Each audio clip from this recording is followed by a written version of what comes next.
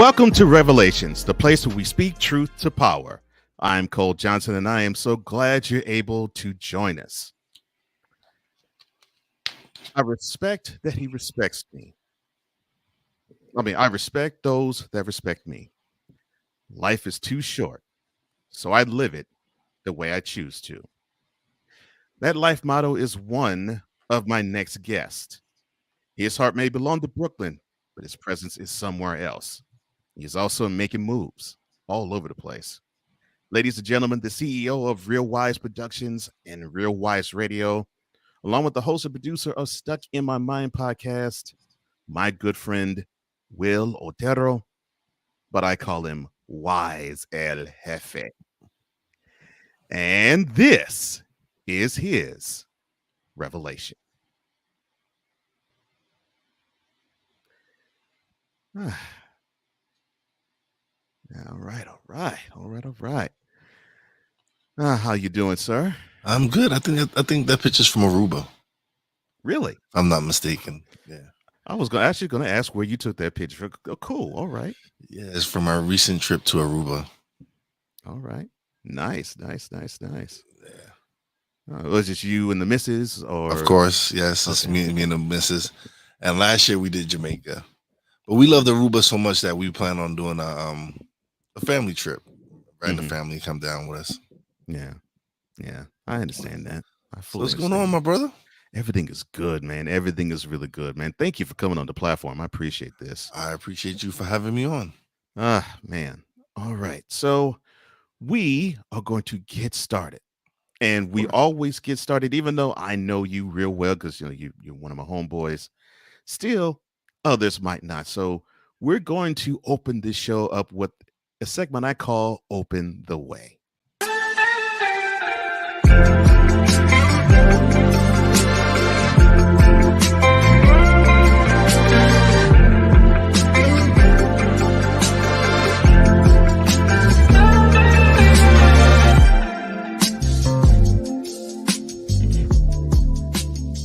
Now, the way we open the way, we believe that conversation starts when vulnerability enters a room. So, of course, there's no issue with us. That's just how we roll.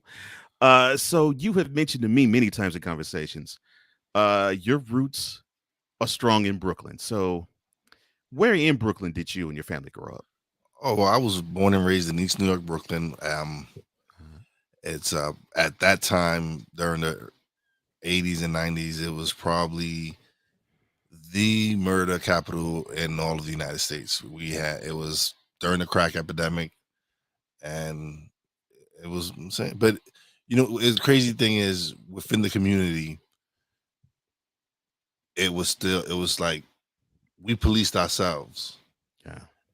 And so it was at a time where the cops over there were corrupt. They even made a documentary on it called the 75th Precinct, 75th, and it's based on that precinct during that time. And listen, it was gunshots every night, drugs, crackheads everywhere, abandoned buildings, empty lots.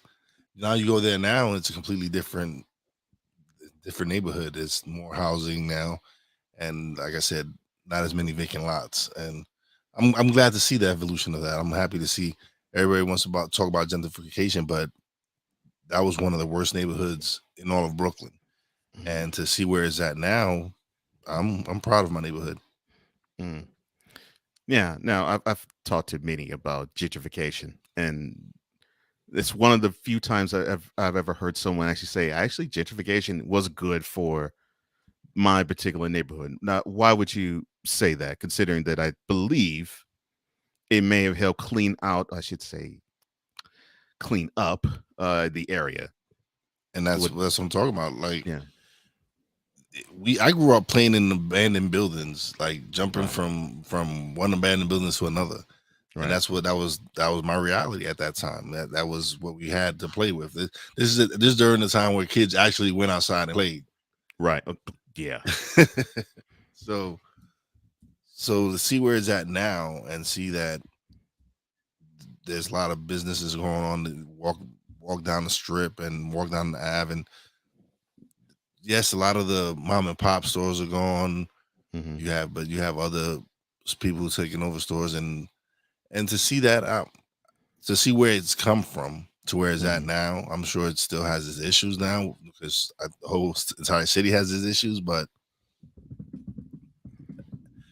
people always want to make it's we need to realize it's not a black and white thing.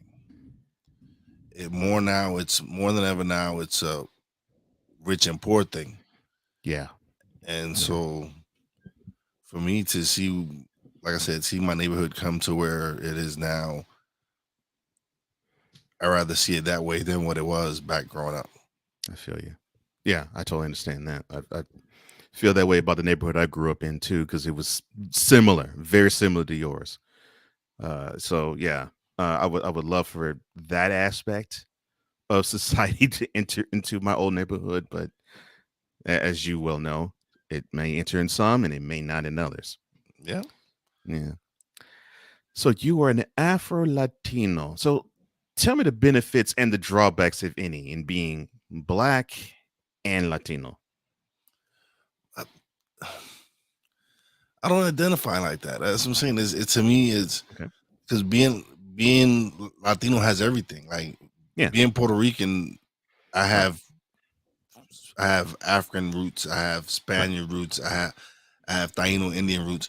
So Right. for me, it's just I don't look at it as that, but I know the significance of seeing people like myself Hmm. do things like this. And growing up, we didn't see many people of color doing what we're doing. Right. If there were, it was very limited. And Hmm. this allows us to actually do what we love to do, but at the same time have ownership of it. Right. And that's something that's very key with me is Hmm. people when they started their doing whatever podcast, whatever, they're going in for the money and thinking about "Oh, I need to get this sponsor and get that sponsorship, and yet they're not look. I'm looking at more. Yes, I'm looking at it as something I love to do, but it's also a business now for me. And so for me now is just trying to build something that I own. Like I still have my 9 to 5, but I'm building something here that I feel is going to be very successful. I have a great team that works with me. I have some great friends like you, Brian Snow, that have opened many doors for me and given me a chance to grow as a creator. And from a lot of it is I want to give back as well. That's why I have that in that radio station, and Hmm. I work with people whenever they ask they need help with anything. I'm always open door. I'm always because I want people to avoid some of the things that I went through starting up and doing what I'm doing now. And so if any way I can help anyone, I'm you know me, I'm always in. Hmm. Yeah. Yeah. That's the one. That's one good thing I know about you, that your heart is open. And we definitely going to talk about how we met a little later, and we definitely going to talk about some of our mutual friends, and of course some of the people who influenced you too. Yeah. Uh, because obviously, whoever poured into you, they did a great job. One of them would happen to be your mother, and you have an intense love for her. So if you had to think of one lesson that she taught you, it could have been when you were young, it could have been when you were in your 20s, it could be right now. What lesson Um, has stuck with you from her? she's her door was open to everyone. I see. Like it was open to everyone. Everyone who came to the neighborhood visiting from anywhere out of state or from Puerto Rico, anywhere, any family friend, Hmm. they had a place to stay. Yeah. They had a couch, they had food, they were good. My like my brother's friends, whatever, it didn't matter. Her door was still open to everyone, and they knew Mhm. that. And that's where I get a lot of the things that I do is from her. Is the kind of person she is. Is and listen, a single mom raising some because well the older ones are already out the house, but Mhm. raising like 3 of us on her own, Right. she did a good job. She did as best as she could, and I'm blessed to have her still around. Oh yeah. And well, I'm blessed, even though I have not met her. I'm blessed that she's still around because look, good God, she poured a lot of good nuggets into you, man. And that answer that you gave me, it's like I picture you doing the same thing, and I've seen you've done it with me. I've seen you do it with Brian. I've seen you do it with others, where it's like, man, this knowledge I have, man, I just want to share it because I think you all are cool people, so I think this is some good stuff you need to have. And that same energy that your mother, as you said, your mother has, you have, and I love that. It's people think that we're out here competing with each other. Only person I'm competing with is myself. Thank you. Me. Yes. I'm competing with Yes. myself. I'm not competing with anyone else. Yes. I have to work to make myself better. Right. It's not me competing with you. It's not Right. like, so anything I gain, I'm gonna share it. I'm gonna share it with my peeps. I'm gonna share it with my friends. I'm gonna share it with people I care for because I want them to succeed just as me. I don't. Right. It's lonely at the top if you're the only one up there. You would never lie. You want to uplift as many. That's what people fail to realize. You want to uplift as many people as you can, Mm-hmm. and then your blessings will come. You will be Yeah. uplifted. But if you go into the mentality like it's all about me, Mm. it's just not gonna work. Yeah. It's not. It's really not gonna work because you're not serving anyone. Yeah. You're just Yeah. serving yourself, and that Mhm. is you're gonna drain yourself out eventually. Man, drop them nuggets, homie. Yeah, you were correct, man. You absolutely right, man. Well, you sufficiently opened the way, my man. Oh, man, this is gonna be a good one already. I can already tell. Yes, sir.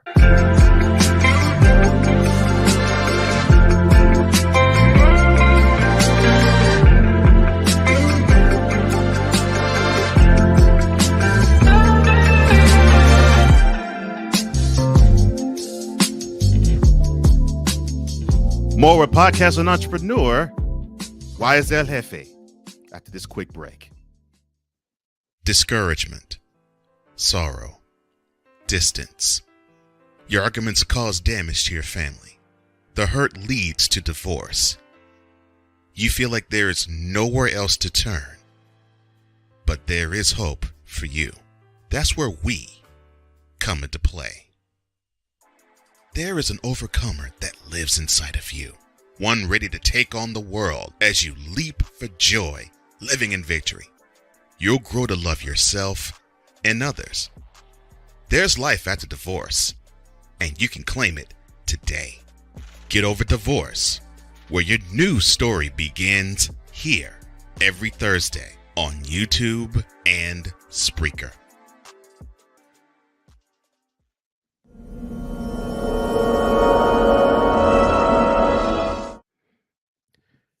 Welcome back to Revelations. I'm Cole Johnson, and I am joined by podcaster and entrepreneur Wize Jefe. And he has sufficiently opened the way, and he did it in such a fantastic fashion.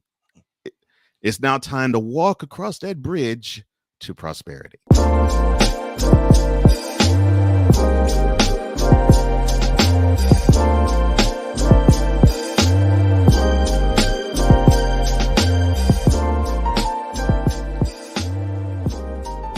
Now, this is where we link childhood lessons to adult application. Now, of course, I did touch a little bit on it and open the way with the connection that Rice has with his mother. What ambitions did you have once you graduated from high school? I didn't know. I didn't know what I wanted to do. Honestly, I figured I would just go get a job and work somewhere for a few years, whatever. I didn't really know what was my purpose, and I bounced around from job to job. Fell in love, moved to Florida, lived in Florida for a few years and stuff. And but I was never really had a job for too long. Gotcha. It wasn't. I just never found the job that really made me like. You really want to go somewhere and work somewhere when I don't want, like, when I have some energy in me where I no longer want to be at that job. I don't be there. I'm just that kind of person. I just can't deal with that energy. Yeah. Yeah, I'm with you, and I've bounced around job to job myself, so I have those lessons all imbued within me. So yeah, I totally understand that. You mentioned Florida. What drew you to move from New York to there? Ah, my first wife, which is actually her birthday today. So happy heavenly Mm, birthday, Denise. We miss you dearly. But yeah, man, it was her. I met her during a time in my life where I was in I was down I was headed I was not down. I was really not I wasn't a bad person, but yeah, I was doing things that I had no business doing. yeah, I should have learned from the lessons from my brothers, but I still did things, and but I fell in love, changed, moved down to Florida, um, basically just changed my life, and I was lucky because after I moved to Florida, a lot of my friends and stuff ended up getting incarcerated and locked up. So man, yeah, for me, it was a blessing to get escape and go live my life and in Florida. man. Good timing. Wow. So, how long did you have with your first wife? If you don't mind me asking. I was with my first wife from the age of 21 till I turned 31. Oh, that was early. Okay. Yeah, she she's the one who started me on my journey to self education and self development, and she introduced me to The Secret and all these other books, and so she's the one who started that path for me. But I think she was preparing me for what was to come, Yeah. and Hmm. so yeah, Yeah. and so for me it was she was a big part of me. Like saying this is like the first beginning few years of my adult life, and so yeah, she was a big part of my world. Mhm. Yeah. I can tell there's some the imprints of her into how you operate and move now. Now, ever since I've met you, which known you, which has not been long, but it feels like it's been years. Not in a bad sense, but in a good No, sense. no, you know what it is? It's sometimes it's those relationships you build with people that you're able to actually just be yourself. Like Yeah. when me and you speak, we have Hmm. conversations. We sit down, we'll start talking, and we'll talk for an hour or so Right. just on life and everything. Hmm. So Yeah. you tend to when you meet people like that, and that's the kind of energy you put out there. That's the kind of people that Mm. gravitate towards you. Yeah. And so I've been I blessed agree. now with the way my mindset is and the way I'm trying to move. I'm attracting people who are the Hmm. same vibration, who want the same Yeah. thing as me, and so that's why me and you, it feels like we've known each other for years. People would Yeah. think me and you known each other for years because of the way we carry ourselves with each other and the Hmm. conversations we can have. Yeah. So yeah, Yeah. And I love it. I love it. And you're 100% correct. I think I'm now at a time in my life too. Same thing. Same thing. Good spot in my life where I'm getting a lot of whatever the negative stuff I had in me out, and I'm attracting positivity away from people, and it is showing that I'm attracting the positivity because I'm tracking like-minded positivity minded people into my sphere, and I love it. I love it. And of course, you're definitely one of them. I don't think I've seen you blow your top yet. I've seen you passionate, but I don't think I've ever seen you just be rah rah. So your calm, cool demeanor, has that always been the case with you? yes. I'm I'm just laid back, man. I'm like a big Mhm. teddy bear. But now if you get some liquor in me, it's something different. It's something different. But for the most part, I'm laid back. You know me. Yeah. Uh, I like my I like my you know the I smoke. I'm not gonna lie. I like my herb. Just fuck it. Let's put it out there. I smoke my herb. I'm good. I'm all right. Oh man. It, Me and Stupid good. Me and Stupid get along very well. Let's put it that way. oh Lord, y'all having weed smoking contests. Oh man, nah, but I've just calmed down. I'm not crazy like that. I gotta still function. I got shit I gotta do, man. Yeah, right. I got a lot of stuff. We got plans over here, so I got if that becomes an issue, then I have to leave it alone. But yeah, for me, I'm just laid back, man. Bro, I just chill. I enjoy life. I'm blessed to have a wife that's very supportive. She's helped me through a lot. She's helped me become a better person. Like I said, my wife now, one of the first things she said when we was dating was like, "Do you have a passport?" And I'm like, "No." And she's like, "Well, we need to get you one because I like to travel." And to me, that was like one of the sexiest things to me. It was like, "Oh, okay, all right. You got plans like that? All right, yeah."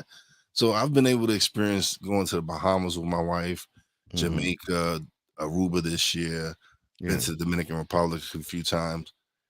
So we got other places that we plan on visiting, but it's just being able to find that person that believes in you and sees your vision.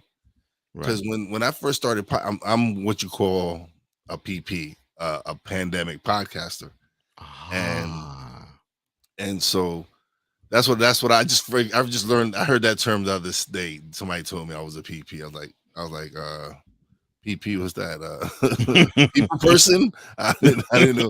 Like, no, you're a pandemic podcast. I'm like, yeah, all right, yeah, whatever you want to call me. But to me, it was just she was like, I know you really love this, because before that I was always on my PlayStation. Always. Like I would come home from work and I'm on the PlayStation. She would come home and I'm on the PlayStation. And so when she realized that my PlayStation was collecting dust and I wasn't playing anything, and I was more focused on recording and building the stuff that I have, she was like, all right, all right, can we make something out of this? Because there's something we can do. Because my wife is the ultimate hustler. Right. She is the ultimate. She helps everyone and their mama build a business. She does. That's what she does. She's helped numerous friends build, and she's that smart. She's that smart, and she's good. She's got a good eye for business and all that. So it's like, what can we do to get you going? What do we where? So she helped me start my LLC. Just start building stuff up, and Real Wise Productions was born with the help of my wife and my nephew. Man, yeah, your wife and my wife could probably compete in that realm, because I know the feeling, bro. I know the feeling. It's like, man, I'm doing what I'm doing, and my wife is like, really, you want to stay there? Nah, no, step your game up. I'm like, all right. Now you spoke of interests. I think you just alluded to one of them. What interests did you have as a youngster and as a young adult? Sports. Like I used to play. Played, of course, little league, high school baseball. Played high school football, and then just whatever sports us neighborhood kids would play. Like we'll go to the nearest park, play some baseball, play some punch ball, handball, basketball, whatever it was. Again, we come from a time where we actually played outside. Like we actually went out and hung out in the streets and played stickball in the middle of the street and all that. So it was just hanging out, and then Nintendo came, and then that just kind of changed everything. Oh yeah, I wore out consoles too. Ooh man. That's what I thought. And yeah, we'll probably delve a little more into your gaming. We definitely gonna delve into sports, obviously, because that's how we know each other. Well, if you could see one of my other big loves, if you look back there, I don't know if you see Stone Cold and my big daddy Cool Diesel back there. So Wrestling, yes. Yes, and we'll probably talk a little bit about that too. Oh man. Well, we've walked sufficiently across that bridge. Oh man, I'm ready to get real and deep into this conversation with my brother here. Oh man, this is gonna be good.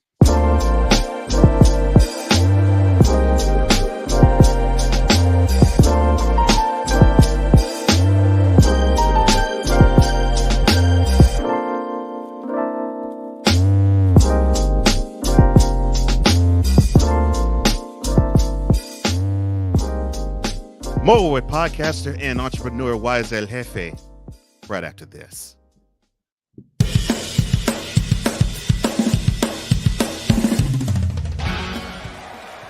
Of course, Steph Curry, Tim Anderson, Jordan Alvarez, and it's caught.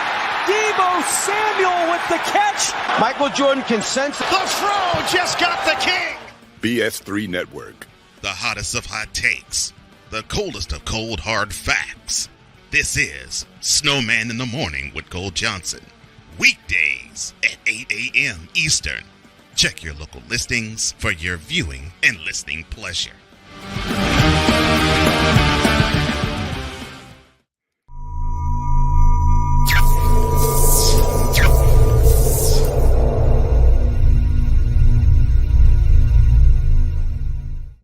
Podcaster, entrepreneur, and self-admitted weed smoker, Wize El Jefe has joined me on Revelations. Man, yeah, we're having a good time as we always do. Each and every conversation we have, and he's opened the way. We've walked across that bridge. Now it is time for us to understand what is behind the purpose.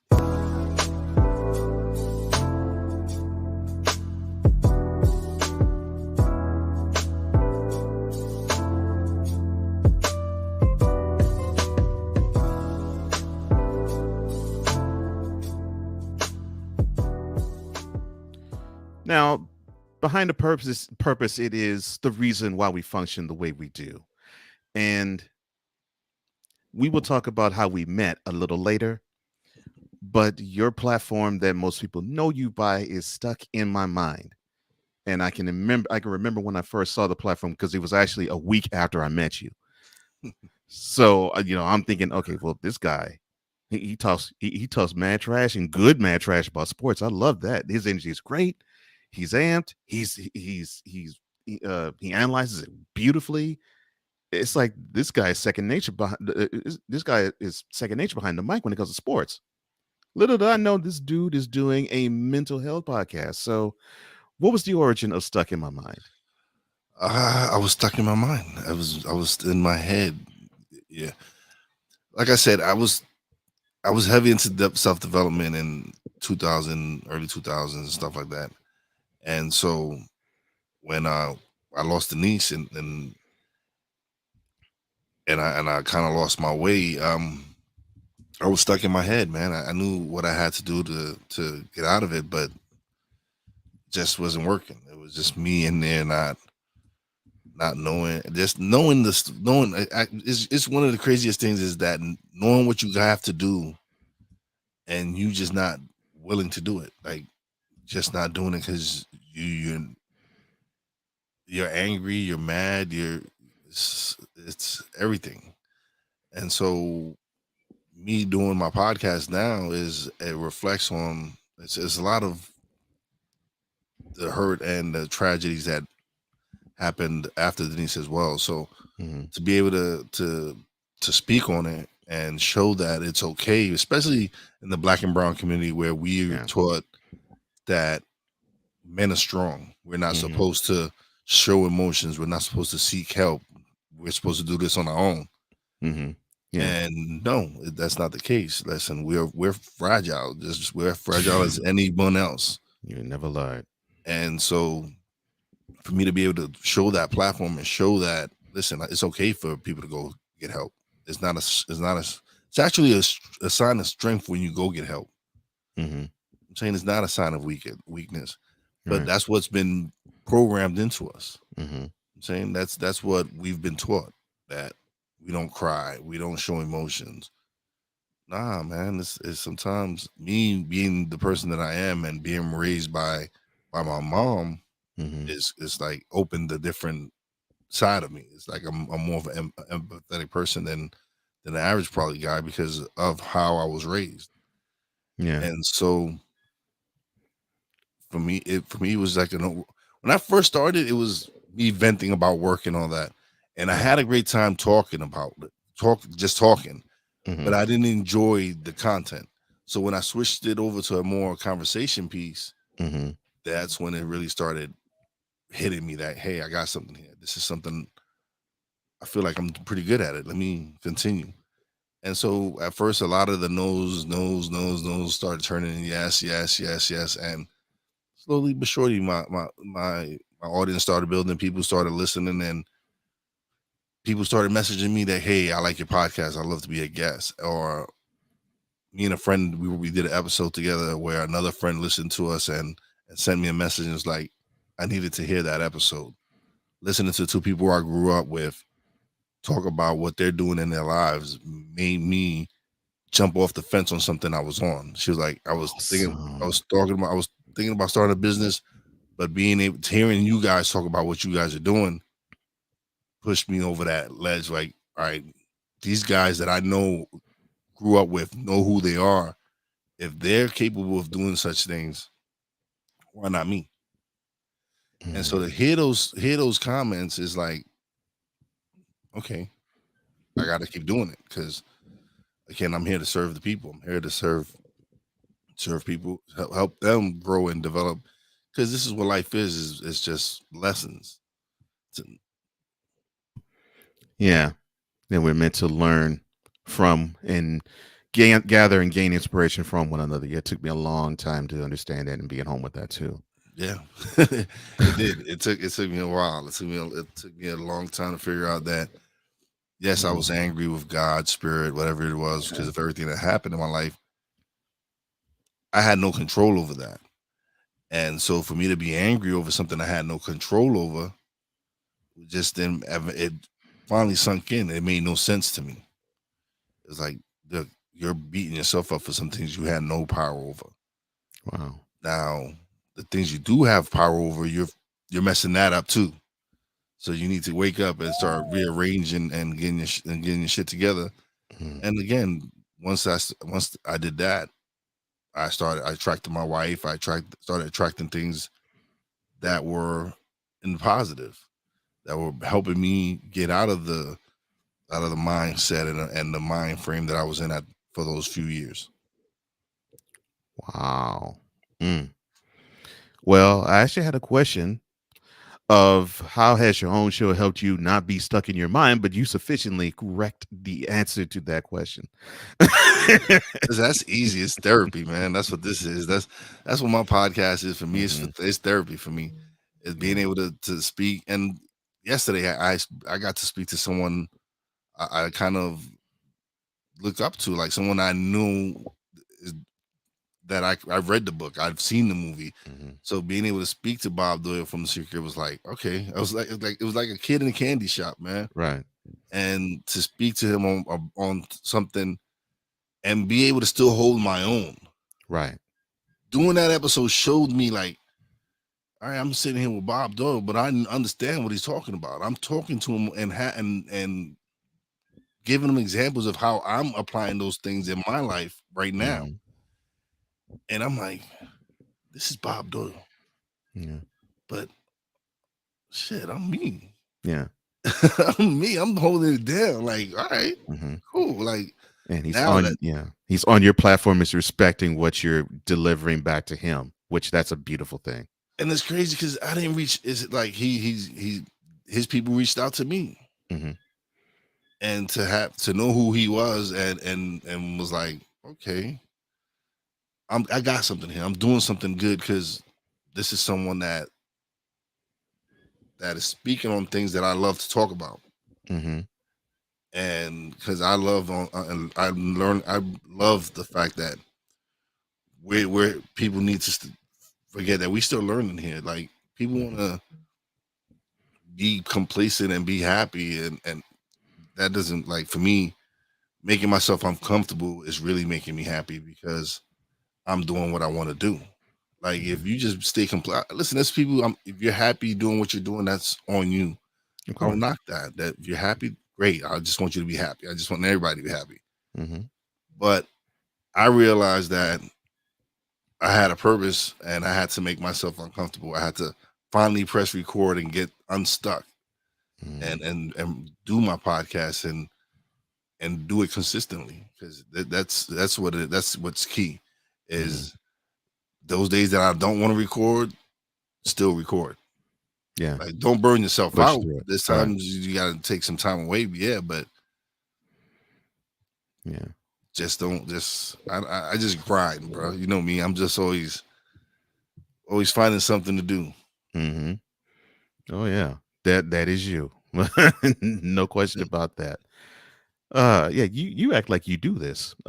Because the next question I was going to ask you was, are there any particular people you would like to interview? I mean, it's like it's like you guided me to the questions I have. I love Oh it. man, listen, I want to interview everybody. To be honest, because Mm, it's just a conversation. It's just being able to have these conversations with these people and learn and realize that, hey, at the core of it all, we're all the same. We all want the same thing. We all want happiness. We all want success. We all want that in life. And it's just the fact that I don't even. So I'm very into knowing that we're programmed at a very young age, right. and we're programmed to believe that we need to work at 9 to 5 jobs for 30, 40 Hmm. years and then retire and then enjoy our life. And no, we need to enjoy that now. Like, life is too precious. Like, from everything that I've learned, that life is just too precious for me to just like waste time not being happy. Mm. Everybody has their moments. This day, I'm not saying I'm happy 24/7. No, of That's course just not. not possible. No. But I'm not. There's just people that are just miserable in life, that Yeah. they just wake up with that Yeah. angriness and bitterness in their life, and Hmm. I can't do that, man. Yeah. But Look. eventually, my ultimate goal is to no longer work a 9 to 5, because Hmm. I need my freedom. Hmm.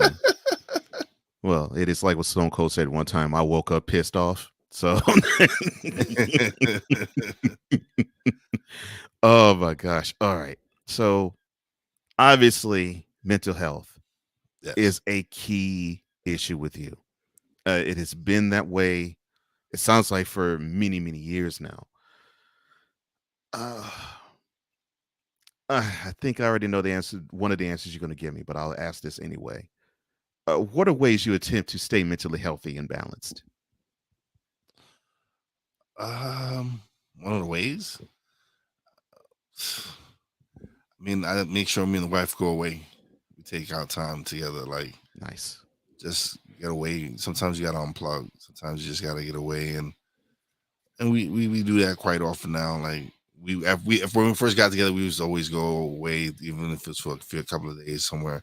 And then we kind of got away from it, and then the pandemic hit us and made us realize, like, listen, we need to get back to what we was doing, and that was enjoying life. And yeah, it's cool to work hard, but you need to have just as much fun as well. Hmm. Yeah. So getting away definitely is one. Okay. No, well, I already know. Let's see. Watching sports is another I know. Yeah. Uh, smoking that weed and feeling fine is another.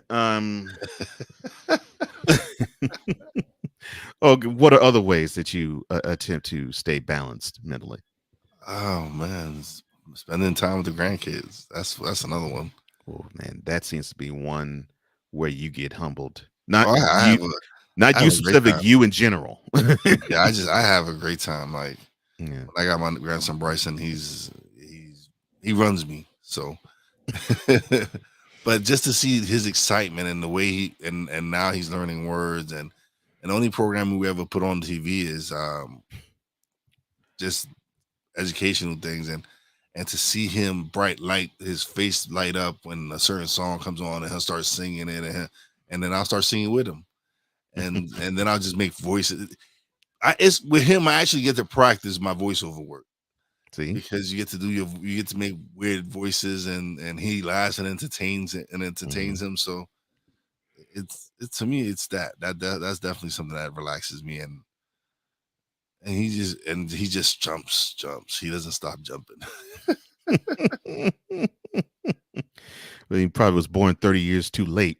He would have been a member of Crisscross, but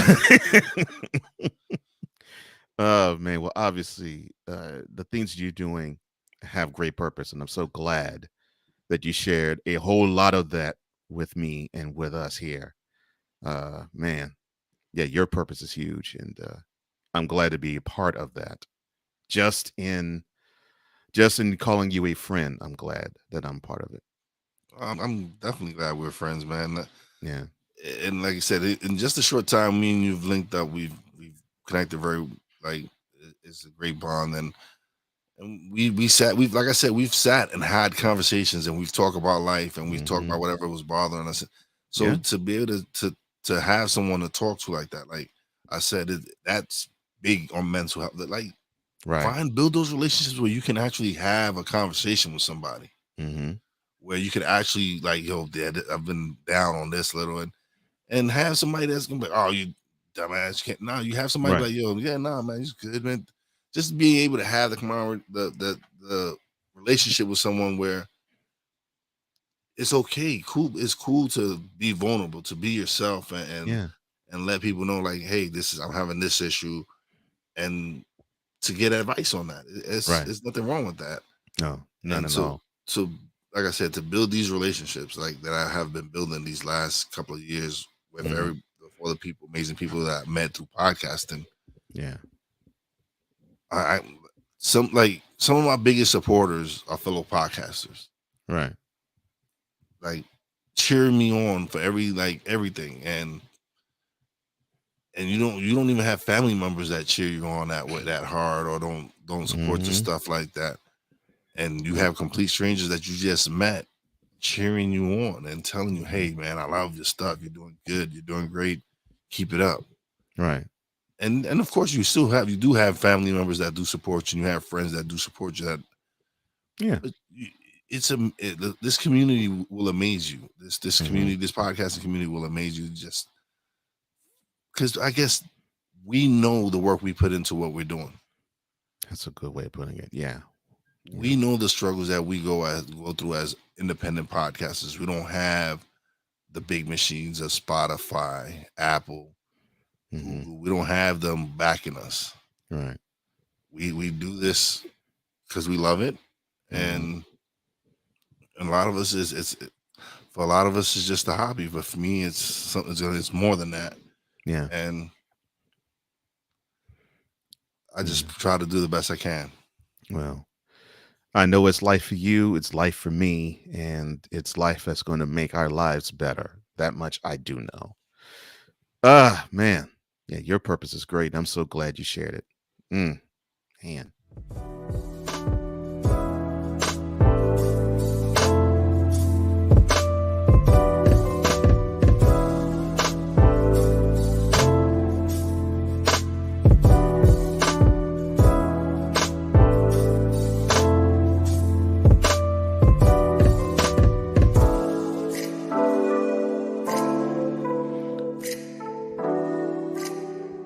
More with Wize El Jefe after this timeout. If you're looking for a sports program that gives you the flavor. Washington Commanders? Really? This whole thing stinks to high heaven. That pulls no punches. Thuggish act by a thuggish actor. That gives you some humor. Praise everything LeBron does and never criticize it. If you want a show that gives you good times, then this is that show. I am Cole Johnson, and welcome to Cole Sports with a Z. Every Friday on Patreon and every Saturday on YouTube, Spreaker, and all other outlets.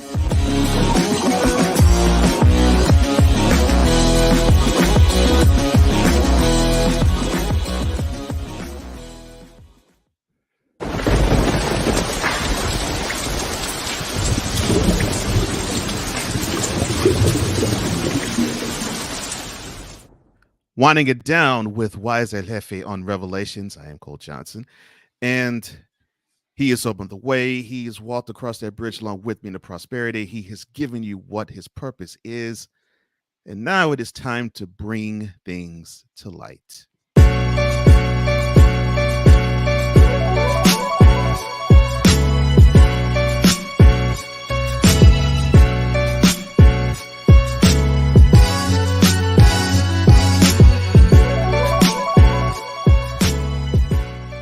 Now, all of us shine in a unique way, and you, sir, are no different. All right, so I'll take you back to a date long, long time ago. April 4th, 2002. Now, why am I mentioning this date? I hop behind the microphone of a show that I didn't create, a show I was a guest on, and a show that I've recently was going to be a co-host on, but I actually had to become the point man for this particular show. And I learned last minute that there's this guy that I never met who's going to join me on this particular episode. And so as soon as I get on screen and I see this person is the one I'm interviewing right now, it was like it was an instant connection on camera. And to me, it was like I could have sworn that I had a conversation with him. I vetted him, and then we had this conversation, and we have this chemistry. We know what's going to work. We know what's going to click, and we just ride from there. No, I just happened. No, did not meet him. He did not meet me. We hop on. We start the show. We are off and running. And it's like, doggone. And it got to me to a week of this show, and I said, man. If I didn't have so many interests, I probably would try to start a show with him, but I don't have to because we are 2/3 of a show that we helm called Snowman in the Morning with Cole Johnson. You saw the commercial earlier. So how did your involvement with Snowman in the Morning with Cole Johnson come about? Okay, so I was introduced to Brian Snowman, by someone who will remain nameless, because we call him Voldemort, so we don't speak his name. So anyway, me and Brian hit it off. He came and did my show. I came a couple of times and did Snowman in the Morning, and we just hit it off. And then he came back on my show, did a repeat engagement, had a great time, and then I came on I came on earlier this year, I think. I can't remember, but a little bit after that, he reached out to me. He's like, "Hey, I was thinking, how would you like to be a permanent fixture on Snowman in the Morning?"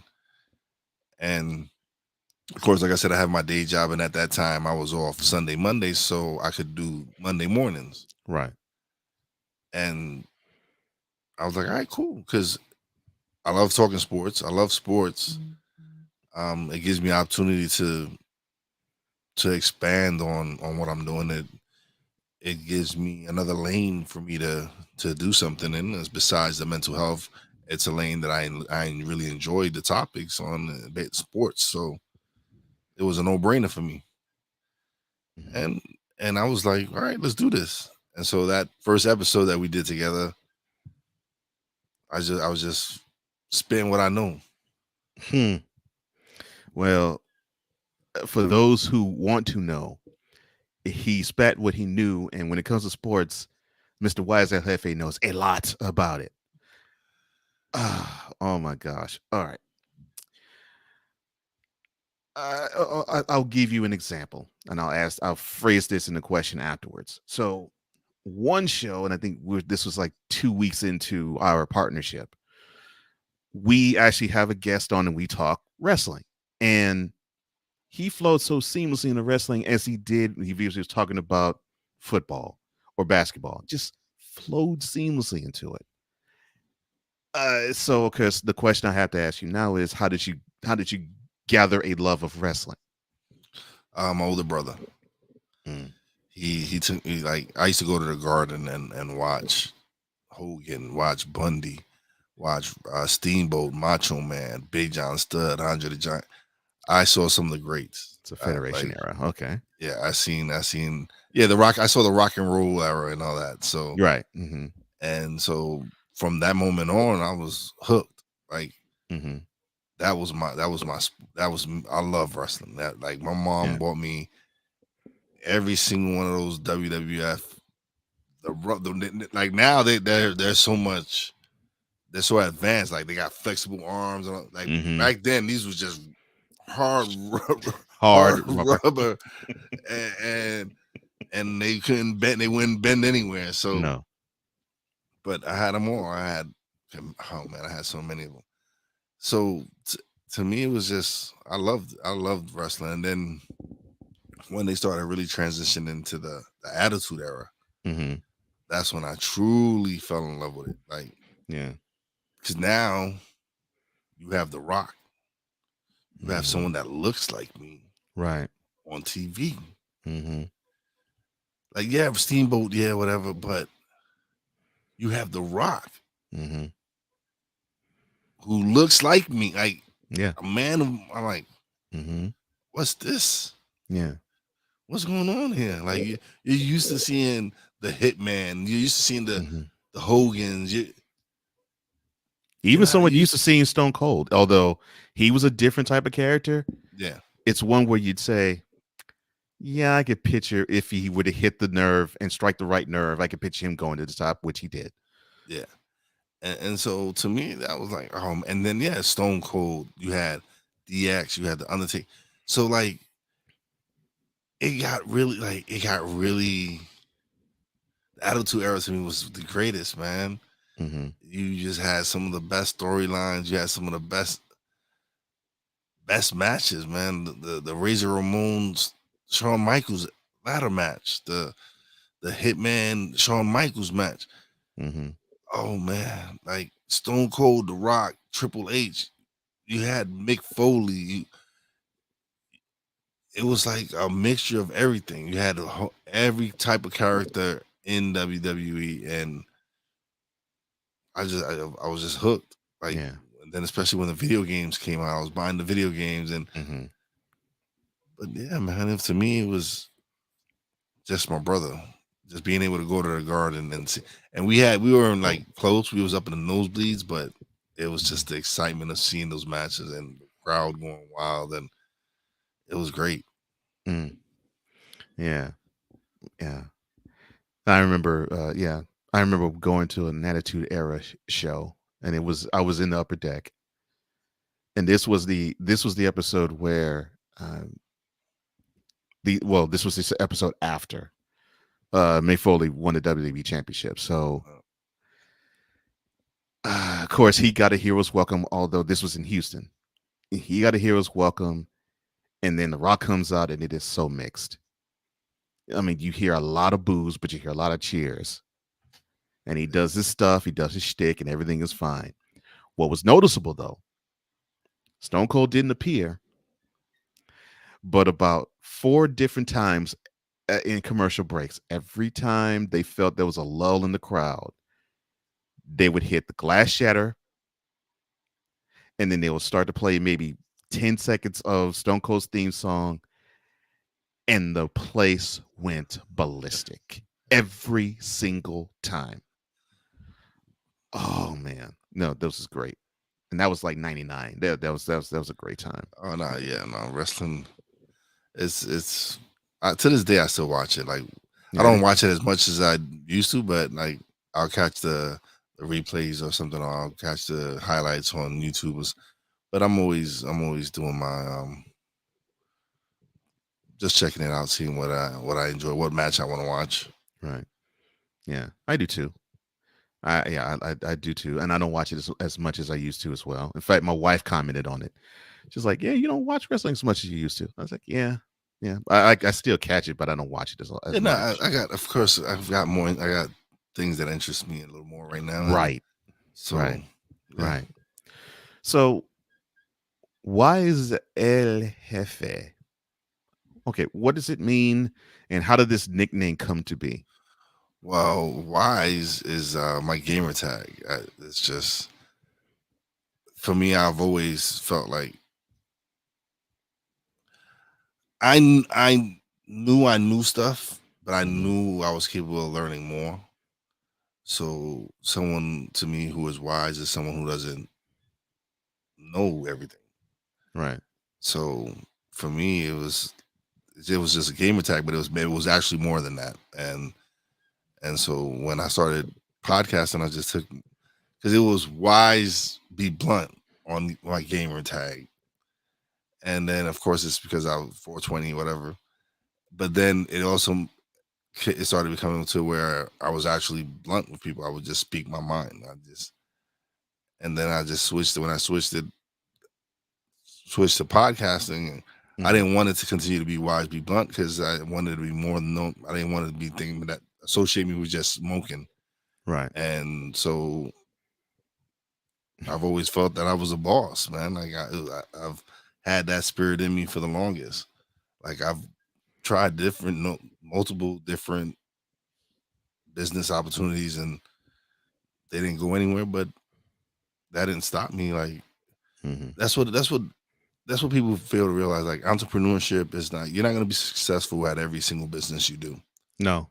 And you're going to have some failures, but what you do is learn from them failures. Learn your lesson. That's what it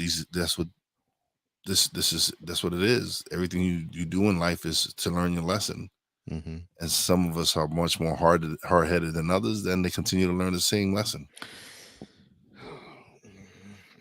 You hit me right in the gut and the heart with that one, man, because my hair is hard as a brick. I will be honest with you, man. My head is hard as a brick, but yeah, you're right about that. So I'm looking at a guy who is a sports fan du jour. What was the team that made you fall in love with sports, and how did you consume it? What's the team that made me fall in love with sports? Because I know you're a Knicks fan. I know you're a Yankees fan. We'll talk about the Yankees in a little bit. And I know you're a Giants fan. So I know, and I know you're a Rangers fan too. So for those who don't know, that's NHL, New York Rangers. So I know out of one of those four teams, you had to say, man, I'm falling in love with this. Which of those teams was it? That would be baseball. That's what I thought. That would be baseball. That is my first love. It was baseball. I come from a Puerto Rican family. Oh yeah. So my dad played baseball. My dad played baseball. Latino culture, yeah. My dad played baseball. My brothers played baseball. To me, every Sunday, growing up, I would go see my brothers play softball. Like they would play in Sunday leagues, and it was like a family event, because everybody would go to the ballpark and they'll grill, whatever. And we would travel. We would travel all over Brooklyn, Pennsylvania, New Jersey, Connecticut. And it was a different time. It was actually a time where it was a community, man. Like I said, it was like every Sunday we was at the ballpark, at the baseball park, watching somebody in the family play. Man. Yeah. I know how that is, because I grew up in that life, except for I didn't watch people play. I actually played when I was younger. So, but yeah. I played Little League and all that. Yeah. But, but that's where it started, was going to actually see my brothers play. Right. And see my family members play. Because of course you're a little kid, you're at the side playing your own little side game with your friends that happen to go. So baseball is definitely my first love. Like, but now if you ask me which I love all my New York teams now. Like, but I'm a Yankee Mhm. fan. I bleed Yankee blue. Yeah, yeah, we I gonna do. talk. I do. Yeah, we definitely gonna talk about that. But okay. How? All right. I guess to talk about the other side. How is it to be like your fellow fan, Spike Lee? How does it feel to be a Knicks fan? Um, rough, man. It's rough. It's rough. But you know what? I'm actually like people been beating them up this year, and like I'm happy with the progression they've made, man. They've come a long way from the previous 20 years. But I feel they got some good things right now, man. Like Leon Rose came in and he actually like is building a young court. Right now, I know there's a lot of stuff going on with Spider and all that, but I just felt that they're building the right way right now. If they can get Donovan Mitchell without giving up some key pieces that I don't want them to give up, Hmm. I don't care about the draft capital because the draft is a crapshoot. But the players that they've drafted right now, there's some great players, man. Quinn Grimes is having a great summer league. McBride he just had a good game this last summer league game. Obi Toppin, I love him. To me, him being a city boy and him having that workers mentality. He's a grinder. He's a city boy. He's a hustler. He hustles down the court. He busts his ass, and Hmm. I love that about him. And RJ Barrett, I feel people I'm not just saying he's RJ Barrett's okay. He's all right. I feel he's everybody just keeps talking about job, but RJ gonna surprise a lot of people because he also has that gym rat mentality and that wanting to get better drive. And sometimes, yeah, it's talent is good, but sometimes that drive is just stronger. That drive is what make even you might be the less talented person, but if you got that drive and that hunger and wanting to be better and wanting to be great, there's no stopping Mm. You know, I want, I really do want for you being a Knicks fan. I really want to see. I really want to see this team do well because what I got a chance to witness last year when the Knicks not only went to the playoffs, but they actually had home court the first round. It was exciting for me to watch because look, never hated on the Knicks, but I never really actively rooted for them either.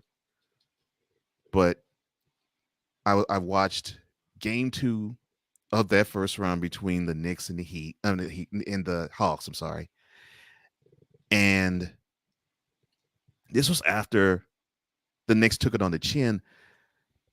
It was like 23,000 people cheering for a conquering hero coming home.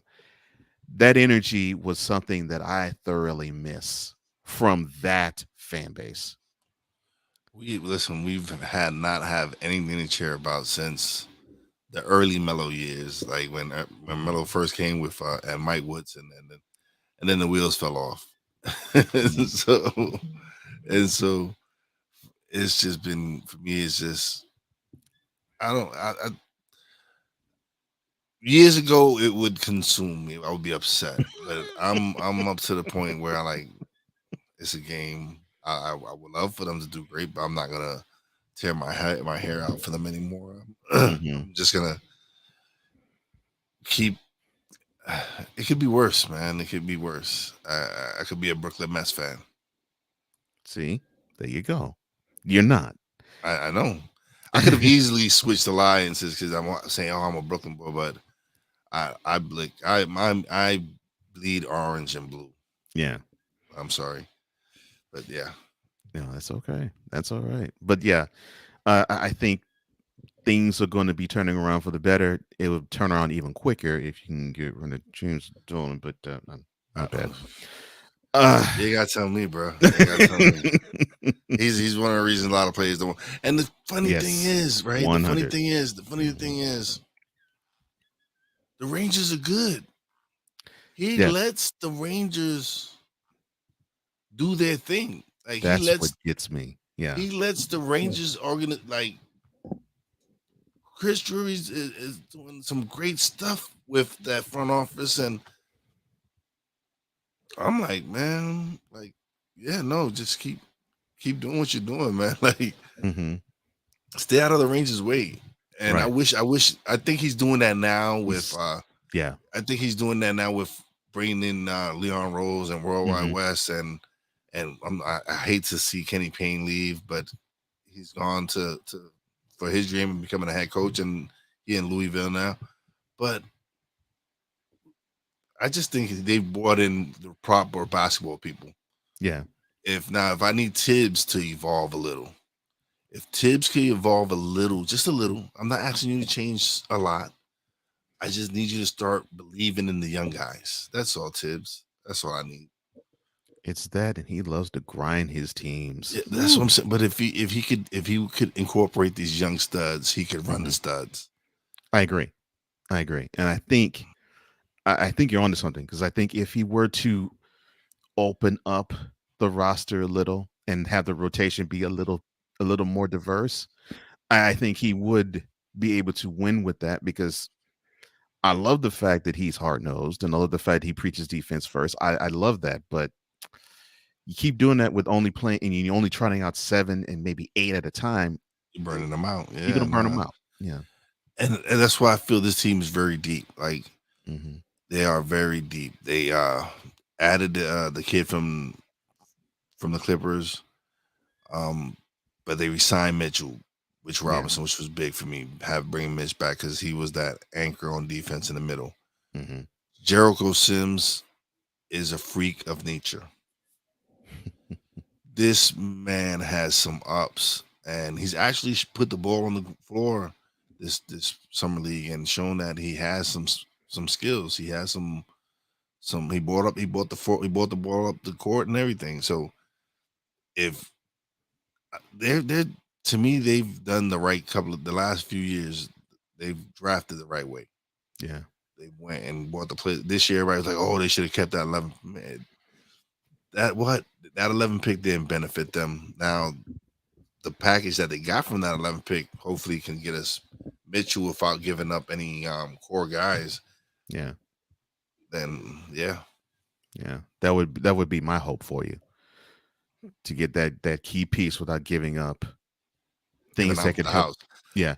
I would future. prefer them give up the draft picks. Mm-hmm. Like I said, for Donovan Mitchell, it would be worth it, because you still keep your core players, and you have a lot of pieces right there that are huge, man. That are big parts of the team. Yeah. Okay. I will get to the Yankees in a sec, but I do have to touch on this. So, Real Wize Productions and Real Wize Radio. Yeah. How did both of those entities come to fruition for you? Like I said, when the wife saw that this is something I'm serious about and I was pretty good at, she's like, okay, let's start a business. And I was really learning skills that I could use. I was learning editing skills, graphic design, basically using Canva, and just building something like I said, ownership. I wanted everything that I create. I want ownership of. I don't want no one to come claim anything that I'm doing. This is I've invested in myself, and so that was a no-brainer for me, was to start the corporation and start building and using the skills that I obtained by doing what I'm doing. Like, a couple of years ago, I didn't know anything about editing. I didn't know anything about voiceover work. I didn't do any of that. I knew it existed, but it wasn't something that was you would have asked me 4 years ago, would I be doing this? Probably not. Mm-hmm. And but doing it and getting good at it and being able to generate some income from it, from people hiring me now to edit their podcast. Hey, fine, that's great. That's making money doing something I love to do anyway. Mm-hmm. And so the radio station came about because everybody was getting censored everywhere. Like, I just felt I wanted to give people a platform where they can be themselves and do shows that wouldn't be taken off of the air because of something they said. Right. I'm as long as you don't preach hate and violence and all that, but I believe in your rights to speak your mind and do what you do. So I felt that the radio station was a platform that eventually would be able to, if it's done right and we get the right shows on there, it can grow into something big where everyone that's a part of the radio station eats. Yeah. That's my goal. Like I said, I want everyone to eat. I don't Mhm. want to just be at the table by myself. Yeah. It's not fun eating by yourself. No. No, it's not. No, it's not. It's not. And the platforms you created, it looks like you won't be eating by yourself on this. And yeah, I appreciate everything you do. I really do. Listen, by me doing Snowman in the morning, and it's open doors is introduced me to Ben. Which Wonderful I guy. which I gotta actually finish up signing up my contract, my paperwork, and ship it in Mm-hmm. and get the show going for August. Mm-hmm. And it's introduced me to Sam and Cool Mm-hmm. and build up, added more shows now. Like, but it shows that that I'm gonna enjoy doing because it's topics that I enjoy talking about. Right. And then with the BS3 opportunity, it's actually building, like, that's giving me another whole different audience, Right. and it being a Roku channel, it's giving me access to 3 million people basically. Mm-hmm. And so why not take advantage of these connections, and why not use these connections and platforms to help build what I'm trying to do? Right. Yeah. Because yeah, what you're doing is of quality. No question about that. No question about that. Now, I have a confession to make, my man. So when I found out all of your interests, I was happy you're a Knicks fan. I was happy that you were a Giants fan. How and I actually was proud that you were a Rangers fan too. How on earth did you become a Yankees fan? Willie Randolph. The second baseman back in the 70s and early 80s. Okay. Really, Okay. he was from my neighborhood. Plus my nickname was Willie. So Well. so I was like, oh, Willie Randolph, hello. Yeah. So that's how honestly, that's how I became a Yankee fan. Because I was like, man, he goes so hard for the Yankees. But I thought Because he was my from Brooklyn. uncle that helped raise me he was a diehard Mets fan. Mm-hmm. And we used to have some arguments, but he never tried. He would joke with me like, "Oh, you should become a Mets fan." Oh, yeah, never gonna happen. So it was, but that was one of my first games, was a Yankee game, like going to the Yankee Stadium, with one of the parents from the neighborhood. He took a bunch of us to the Bronx, and that was my first game, was a Yankee game.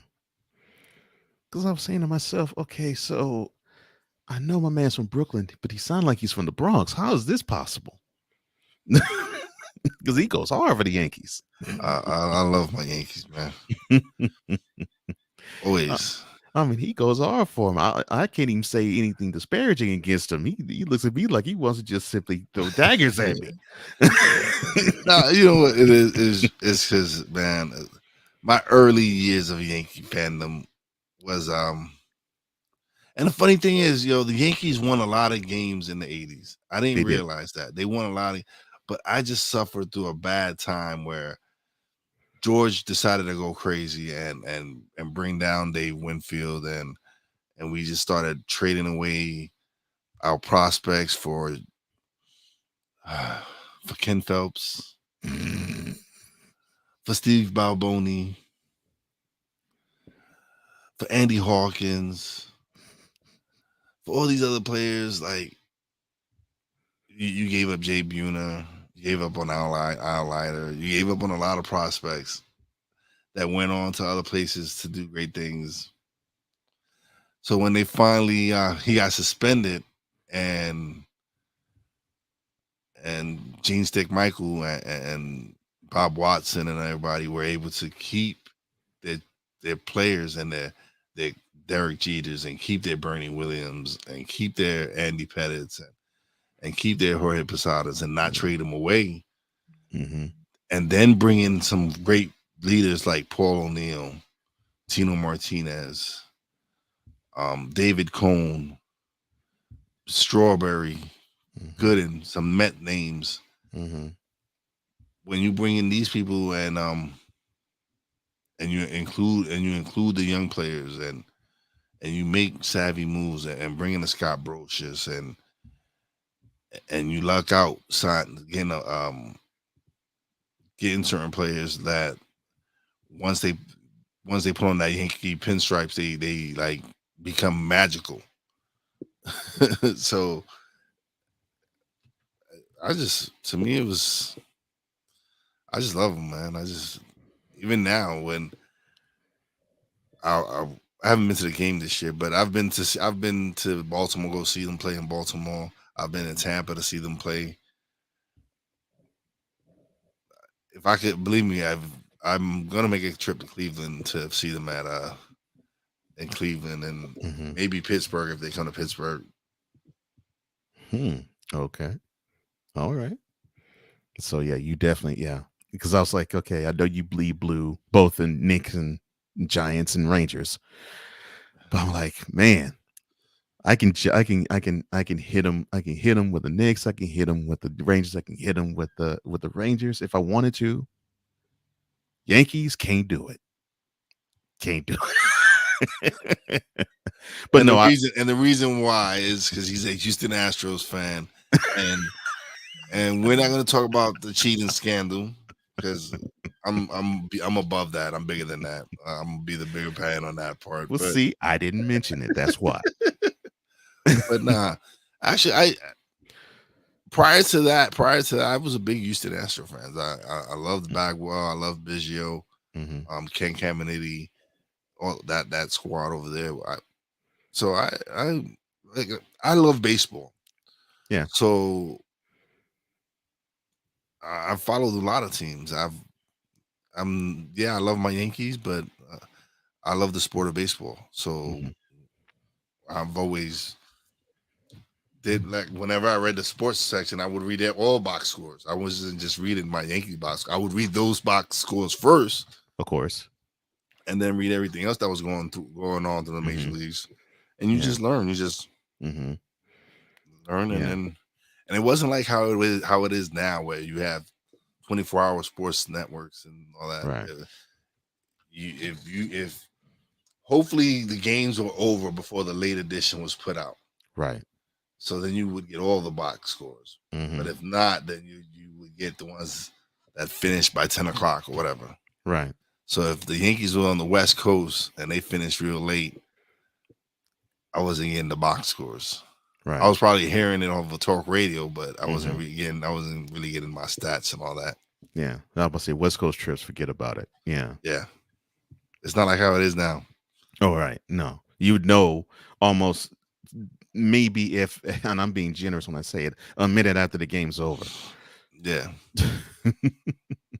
But yeah, back when we grew up, we had to find out in the morning.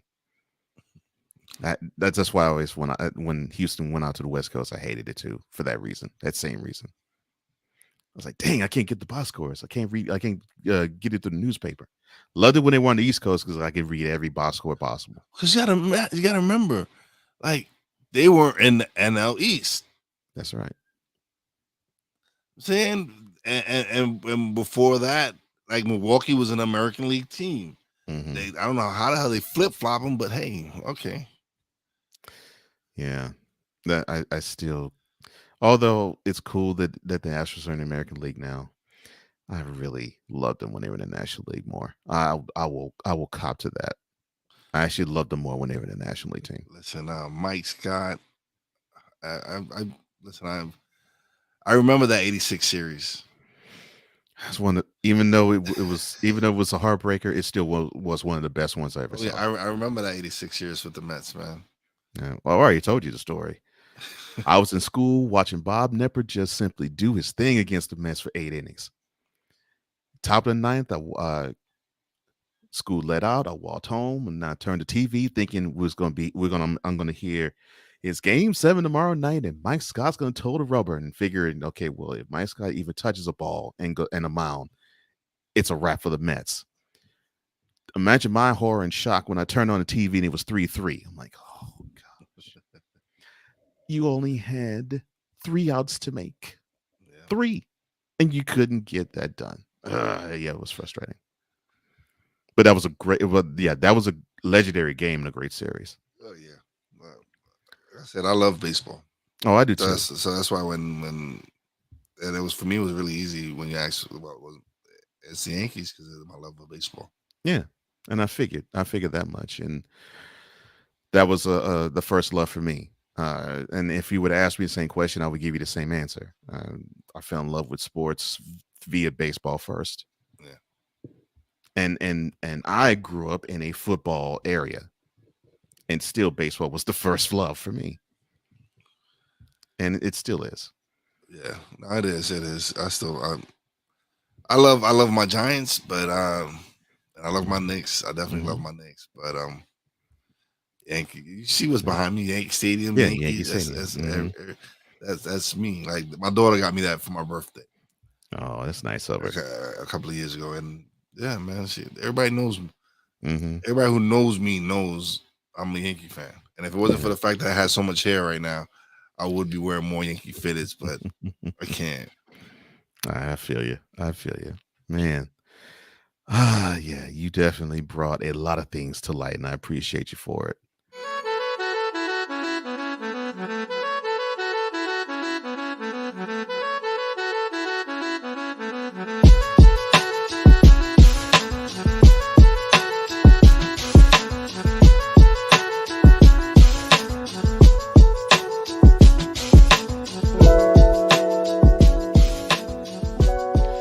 Podcast and entrepreneur Wize El Jefe joins me on Revelations, and this is the time of the show we invoke De La Soul and we go plug tune in.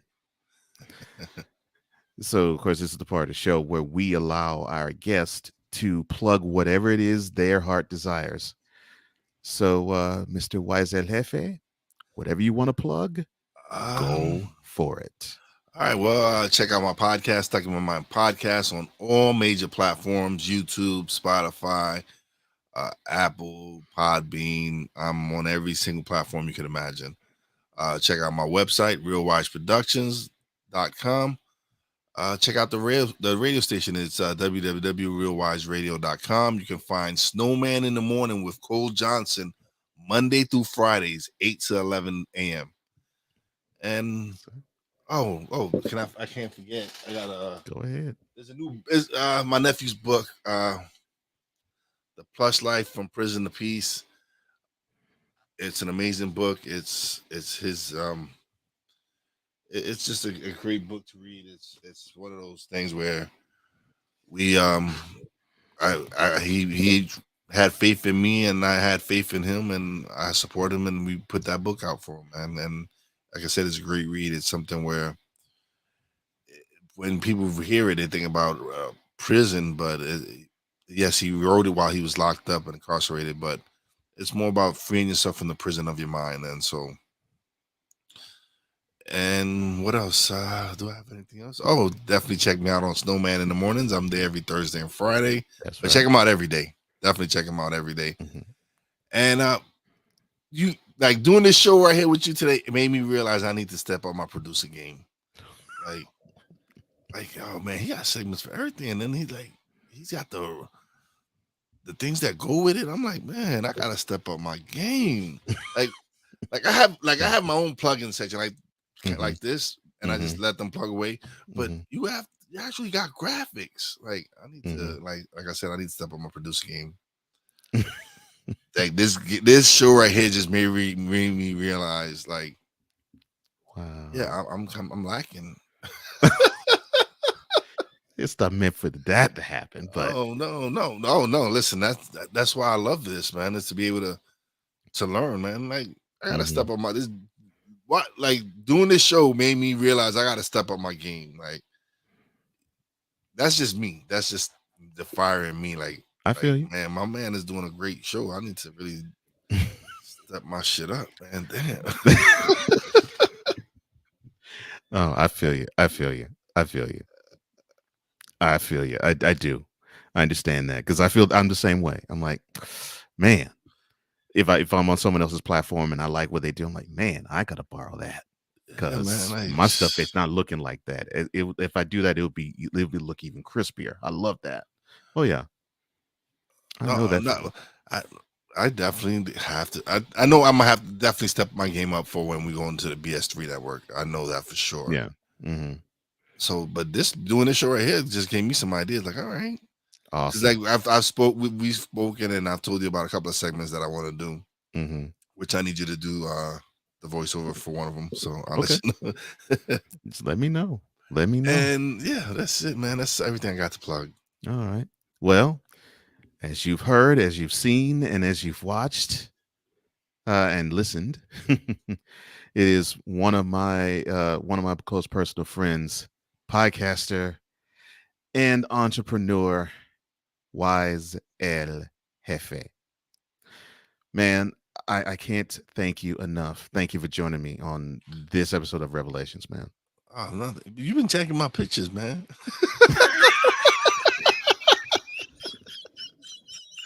I'm like, yo, he jacked some real good pictures too. Like, I don't remember sending them, but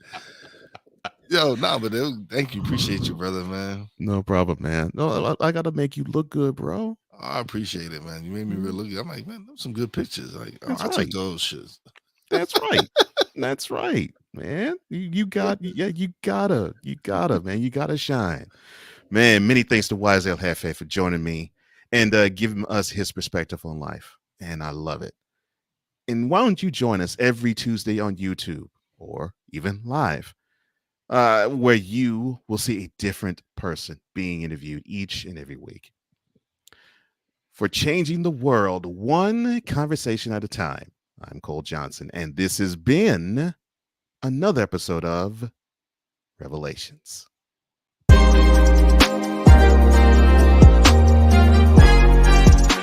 Thank you for tuning into Revelations.